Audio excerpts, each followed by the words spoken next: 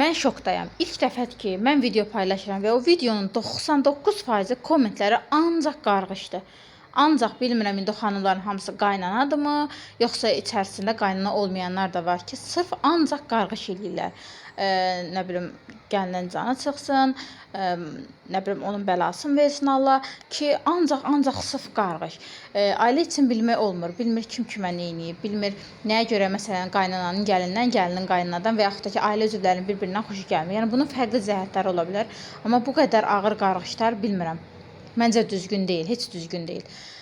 Və bundan savayı insanın hər zaman demişəm ki, əgər bir ailədə söz-söhbət olursa, o birinci oğuldan asılıdır. Yəni əgər bu gün oğul icazə verirsə, öz ailə üzvləri onun öz evliliyinə qarışsın, bu yenə oğlun problemidir.